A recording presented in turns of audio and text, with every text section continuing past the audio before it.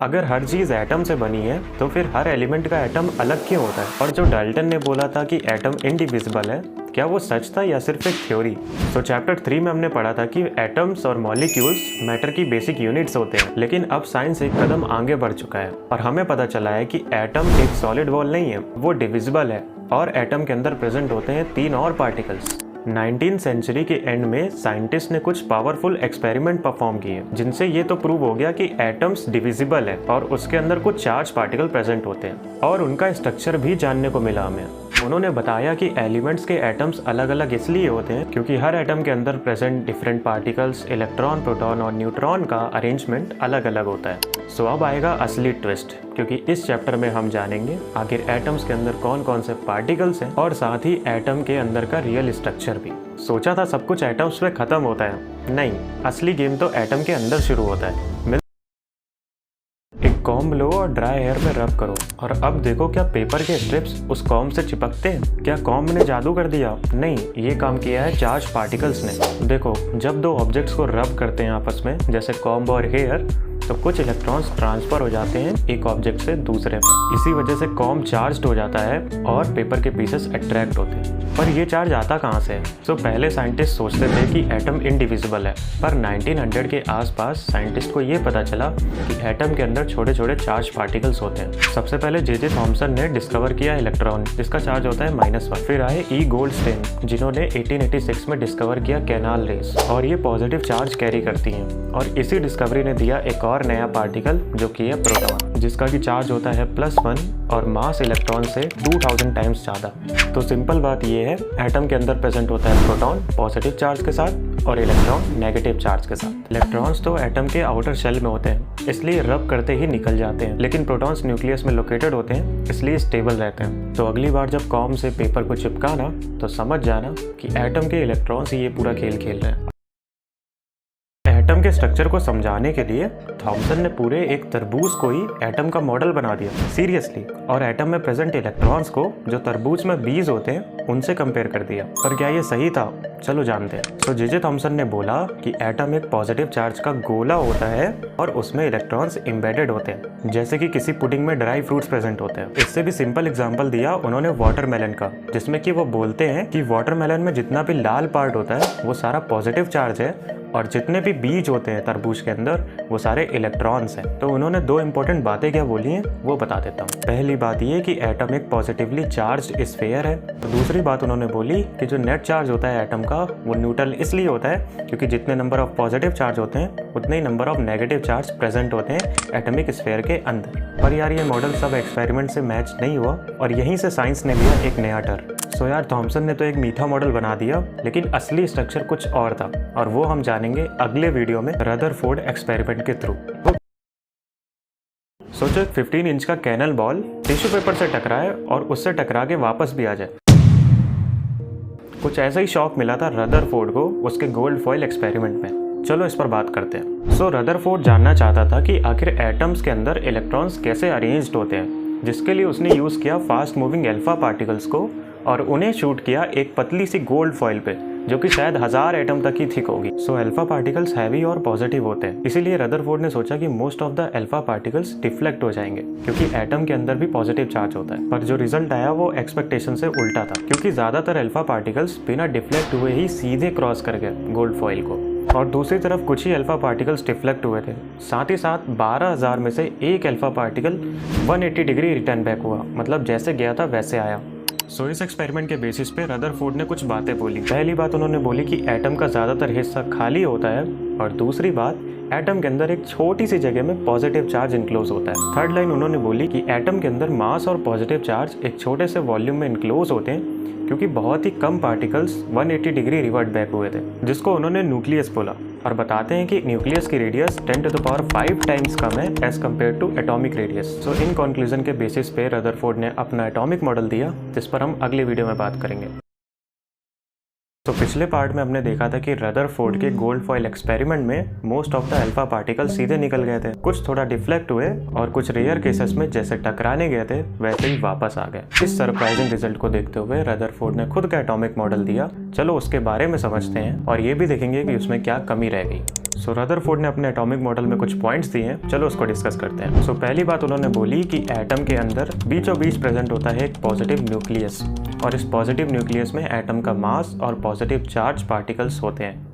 और न्यूक्लियस की हमने बात करी थी, काफ़ी छोटा होता है as compared to atomic radius. और दूसरा पॉइंट उनका था कि इलेक्ट्रॉन्स सर्कुलर पाथ में घूमते रहते हैं, और ये सेकंड पॉइंट ही उनका ड्रॉबैक बन गया, क्योंकि वो ये बात प्रूव नहीं कर पाए कि इलेक्ट्रॉन सर्कुलर पाथ में घूमते कैसे रह रहे हैं। क्योंकि साइंटिस्ट कहते हैं कि कोई भी चीज़ अगर गोल गोल घूम रही है तो वो एनर्जी रेडिएट करती है। एनर्जी रेडिएट करते करते एक टाइम आएगा जब इलेक्ट्रॉन न्यूक्लियस के पास पहुंच जाएगा, मतलब उसकी एनर्जी कम हो जाएगी, और एनर्जी कम होते ही एटम को अनस्टेबल हो जाना चाहिए, क्योंकि इलेक्ट्रॉन और न्यूक्लियस आपस में मिल गए। और यही चीज़ रदरफोर्ड अपने एक्सपेरिमेंट में नहीं समझा पाए, क्योंकि रियलिटी में तो एटम स्टेबल ही रहता है, पर रदरफोर्ड प्रूव नहीं कर पा रहे थे कि आखिर स्टेबल क्यों है। और इसी कंफ्यूजन को दूर करने के लिए बोहर ने अपना एटॉमिक मॉडल दिया। तो अगले वीडियो में देखते हैं उसका लॉजिक और स्टेबिलिटी का राज।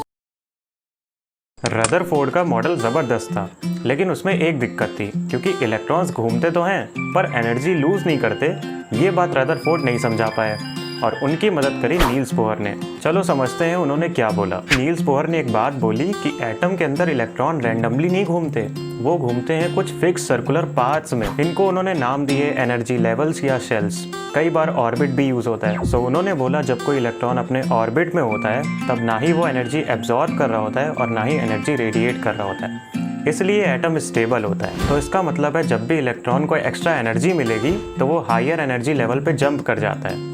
सेम उल्टा केस, जब एनर्जी लूज करेगा तब वो हायर एनर्जी लेवल से लोअर एनर्जी लेवल पे जंप कर जाएगा। अगर आपको पता हो तो इसी प्रोसेस में लाइट एमिट होती है। ये डायग्राम देखो जिसमें आपको KLMN नाम की शेल्स दिख रही हैं। ये एक्चुअल में एनर्जी लेवल्स हैं किसी एटम के अंदर, जिसमें कि K शेल सबसे पास होती है न्यूक्लियस के, और उसके बाद धीरे धीरे डिस्टेंस बढ़ती जाती है। तो कई बार हम शेल्स को नंबरिंग में भी लिख देते हैं, जो कि आपको दिख रही होगी। बोहर के मॉडल ने हमें दिया एक नया नजरिया, जिसमें कि हमने जाना एटम के अंदर इलेक्ट्रॉन्स फिक्स ऑर्बिट में घूमते हैं, इसलिए एटम स्टेबल होते हैं। अगर प्रोटॉन पॉजिटिव है और इलेक्ट्रॉन नेगेटिव है तो वो कौन है जो एटम के अंदर बैठा है, वो भी जिसका कोई चार्ज नहीं है और ना ही कोई drama. Let's discuss about neutron. तो साल 1932 में जेम्स चैडविक ने एक ऐसा पार्टिकल डिस्कवर किया जिसका ना ही कोई चार्ज था और ना ही कोई इलेक्ट्रिकल रिस्पॉन्स, और उसका जो मास था वो प्रोटॉन के बराबर था, और उस पार्टिकल का नाम रखा गया न्यूट्रॉन। ये न्यूट्रॉन मिलता है एटम के न्यूक्लियस के अंदर और मिलता है सभी एटम्स में एक्सेप्ट हाइड्रोजन का एक आइसोटोप प्रोटियम, जिसके एटम के न्यूक्लियस के अंदर न्यूट्रॉन नहीं होता है। सो जब हम एटम का मास निकालते हैं तो वो होता है प्रोटॉन प्लस न्यूट्रॉन का सम। क्योंकि इलेक्ट्रॉन बहुत ही छोटे होते हैं साइज में और उनका मास काफ़ी कम होता है, इसलिए वो एटॉमिक मास में कंसिडर नहीं किए जाते। तो ये था न्यूट्रॉन, एक ऐसा पार्टिकल जो ना दिखता है ना कोई चार्ज कंटेन करता है, फिर भी जिसके बिना एटम अधूरा है।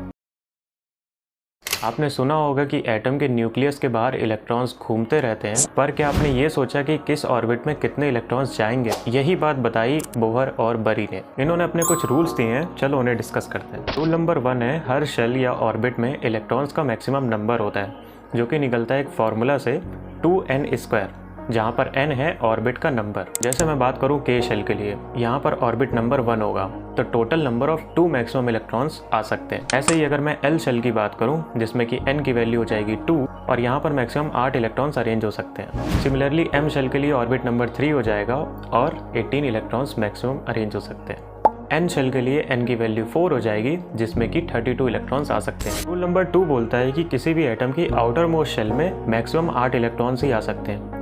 जैसे मैंने फॉर्मूला से n शेल में 32 इलेक्ट्रॉन्स निकाले थे, अगर ये शेल आउटर मोस्ट शेल होगी तो इसमें मैक्सिमम 8 इलेक्ट्रॉन्स ही फिल होंगे, क्योंकि लास्ट शेल के लिए हम यूज़ करते हैं ऑक्टेट रूल का। रूल नंबर 3 बोलता है कि इलेक्ट्रॉन्स हमेशा अंदर से भरने स्टार्ट होते हैं, मतलब सबसे पहले इनर शेल को भरा जाता है, फिर धीरे धीरे करके आउटर शेल तक जाते हैं। इस इमेज में आपको कुछ एलिमेंट्स के एटॉमिक स्ट्रक्चर देखने को मिल रहे हैं। आई होप आपको एटॉमिक ऑर्बिट्स के अंदर इलेक्ट्रॉन का डिस्ट्रीब्यूशन समझ आया होगा। एटम्स भी अपनी लाइफ में स्टेबिलिटी चाहते हैं, और इसके लिए वो कुछ भी कर सकते हैं, चाहे इलेक्ट्रॉन लेना, देना या बांट लेना, और इस गेम का नाम है वैलेंसी। चलो समझते हैं। सो एटम के आउटर मोस्ट शेल के इलेक्ट्रॉन्स को हम बोलते हैं वैलेंस इलेक्ट्रॉन, और जब किसी एटम की आउटर मोस्ट शेल में 8 इलेक्ट्रॉन्स हो जाते हैं तो वो एटम हो जाता है स्टेबल, जिसे हम कई बार ऑक्टेट कंप्लीट होना भी बोलते हैं। लेकिन जिन एटम्स के आउटर मोस्ट शेल फुल नहीं होते वो इलेक्ट्रॉन गेन, लूज या शेयर करके अपना ऑक्टेट कंप्लीट करते हैं, और जितने नंबर ऑफ इलेक्ट्रॉन्स का ट्रांसफर होता है इस टर्म को हम बोलते हैं वैलेंसी। जैसे एग्जांपल में हाइड्रोजन, लिथियम, सोडियम, इनके आउटर मोस्ट शेल में होता है एक इलेक्ट्रॉन, तो ये एक इलेक्ट्रॉन लूज करके खुद को स्टेबल बनाते हैं और इनकी वैलेंसी हो गई 1। सही मैग्नीशियम के आउटर मोस्ट शेल में 2 इलेक्ट्रॉन होते हैं जिन्हें वो लूज करके स्टेबल हो जाता है और इसकी वैलेंसी हुई 2। सिमिलरली एल्यूमिनियम के आउटर मोस्ट शेल में सिर्फ 3 इलेक्ट्रॉन होते हैं जिन्हें लूज करके वो स्टेबल हो जाता है और उसकी वैलेंसी हुई 3। देखो फ्लोरीन के आउटर मोस्ट शेल में 7 इलेक्ट्रॉन्स होते ही हैं, तो वो कहता है एक इलेक्ट्रॉन गेन करके मैं अपना ऑक्टेट कंप्लीट कर लेता हूँ, इसलिए उसकी वैलेंसी होती है 1। ऐसे ही ऑक्सीजन के आउटर मोस्ट शेल में 6 इलेक्ट्रॉन है जिन्हें लूज करना मुश्किल होता है, तो वो 2 इलेक्ट्रॉन गेन कर लेता है और उसकी वैलेंसी हो जाती है 2। तो वैलेंसी बताती है कि एक एटम कितने इलेक्ट्रॉन लूज, गेन या शेयर कर सकता है ताकि वो अपना ऑक्टेट अचीव कर सके। Hope you got the concept. अगर आप मुझे किसी एलिमेंट के नंबर ऑफ प्रोटॉन्स बता दो तो मैं उस एलिमेंट का नाम, उसकी जगह पीरियोडिक टेबल में और उसकी कुछ रिएक्शंस भी बता सकता हूँ। कैसे एक नंबर में छुपी है पूरी आइडेंटिटी, चलो समझाता हूँ। सो एटॉमिक नंबर जिसको हम डिनोट करते हैं Z से, ये इक्वल होता है टोटल नंबर ऑफ प्रोटॉन्स जो प्रेजेंट होते हैं किसी एलिमेंट के एटम में। आसान भाषा में ये बताता है कि कौन सा एलिमेंट है और किस जगह पे हो सकता है। Let's take an example. Hydrogen में 1 प्रोटॉन होता है, इसलिए इसका एटॉमिक नंबर हुआ 1। यही कार्बन में 6 प्रोटॉन्स होते हैं, इसलिए इसका एटॉमिक नंबर हुआ 6। तो एक बात हमें समझ आई, atomic number equals to number of protons. अब बात करते हैं मास नंबर जिसको डिनोट करते हैं A से। सो एटॉमिक मास का मेन कंट्रीब्यूशन आता है प्रोटॉन्स और न्यूट्रॉन से, जो कि न्यूक्लियस के अंदर होते हैं। वैसे प्रोटॉन और न्यूट्रॉन को हम न्यूक्लियॉन्स भी बोलते हैं। तो मास नंबर का सिंपल फॉर्मूला बना number of protons plus number of neutrons. चलो एग्जांपल पे बात करते हैं। कार्बन में होते हैं 6 प्रोटॉन्स और 6 न्यूट्रॉन्स, तो इसका मास नंबर हुआ 12U। एक और एग्जांपल एल्यूमिनियम के केस में 13 प्रोटॉन्स और 14 न्यूट्रॉन्स होते हैं, जो कि मास नंबर बनाएगा 27U। अच्छा, इसकी नोटेशन कुछ इस तरह है। बीच में तुम्हें कार्बन दिख रहा होगा, उसमें ऊपर की साइड हम लिखते हैं उसका मास नंबर और नीचे की साइड हम लिखते हैं उसका एटॉमिक नंबर। आई होप ये याद रहेगा। आई होप अब एटॉमिक नंबर और मास नंबर में कोई कंफ्यूजन नहीं होगा। कभी सोचा है हाइड्रोजन एक ही एलिमेंट होकर 3 अलग अलग नाम कैसे ले सकता है? Protium, deuterium, tritium. इसके पीछे रीजन है सिर्फ एक पार्टिकल। चलो बताता हूँ। तो नेचर में कुछ एलिमेंट्स के एटम्स ऐसे होते हैं जिनका एटॉमिक नंबर तो सेम होता है पर मास नंबर अलग होता है। ऐसे एलिमेंट्स को हम कहते हैं आइसोटोप्स। जैसे हाइड्रोजन के प्रोटियम, ड्यूटेरियम और ट्राइटियम की हमने बात करी, इनमें डिफरेंस होता है नंबर ऑफ न्यूट्रॉन्स का, क्योंकि सबका एटॉमिक नंबर सेम होता है पर मास नंबर अलग हो जाता है उनमें present different number of neutrons की वजह से। तो बात समझ आई? Neutron is the particle. और क्या तुमने ये सोचा कि क्लोरीन का एटॉमिक मास 35.5U क्यों होता है? उसके पीछे का रीजन है क्लोरीन के 2 आइसोटोप्स। एक आइसोटोप होता है 35U एटॉमिक वेट का, एक आइसोटोप होता है 37U एटॉमिक वेट का। तो एक्चुअल में ये दोनों रेशियो में प्रेजेंट होते हैं, विच इज 3:1। तो जब हम इनका एवरेज एटॉमिक मास निकालते हैं वो आता है 35.5U। ये ध्यान रखना, क्लोरीन एटम का एक्चुअल में 35.5U एटॉमिक वेट नहीं होता है। आइसोटोप के बारे में ये बात ध्यान रखना कि उनकी केमिकल प्रॉपर्टीज तो सेम होती हैं लेकिन उनकी फिजिकल प्रॉपर्टीज अलग होती हैं। चलो कुछ एलिमेंट्स के स्पेशल यूज बता देता हूँ। तो यूरेनियम का आइसोटोप यूज होता है न्यूक्लियर फ्यूल में, कोबाल्ट का आइसोटोप यूज होता है कैंसर ट्रीटमेंट में, और वही आयोडीन आइसोटोप का यूज होता है ग्वाइटर ट्रीटमेंट में। तो याद रखो, आइसोटोप्स एक ही एलिमेंट के अलग अलग वर्जन्स है और एवरेज एटॉमिक मास साइंस का एक smart solution. Hope you got the concept. एक एटम में प्रेजेंट है 18 प्रोटॉन्स तो दूसरे एटम में प्रेजेंट है 20 प्रोटॉन, फिर भी इन दोनों का मास नंबर सेम। साइंस कहती है ऐसे एटम्स होते हैं आइसोबार्स। देर किस बात की, चलो समझाता हूँ। तो साइंस डिस्कवरी करते करते खुद ही कंफ्यूज हो रही है, क्योंकि अब नेचर में उसे ऐसे एलिमेंट्स मिले जिनका मास नंबर सेम है लेकिन एटॉमिक नंबर अलग है। और क्या ही बात, ऐसे एटम्स को उसने नाम दे दिया आइसोबार्स। सिर्फ एक ही एग्जाम्पल डिस्कस करूंगा, आर्गन और कैल्शियम का। आर्गन में होते हैं 18 प्रोटॉन्स और कैल्शियम में होते हैं 20 प्रोटॉन्स, लेकिन इन दोनों का मास नंबर सेम होता है विच इज 40, और साइंस ने बोल दिया ये है आइसोबार्स। तो याद रखना, आइसोबार में एटॉमिक नंबर डिफरेंट होता है और मास नंबर सेम होता है, और आइसोटोप में एटॉमिक नंबर सेम होता है और मास नंबर डिफरेंट होता है। सो यहीं पर structure of the atom chapter end होता है। Thanks for watching, bye.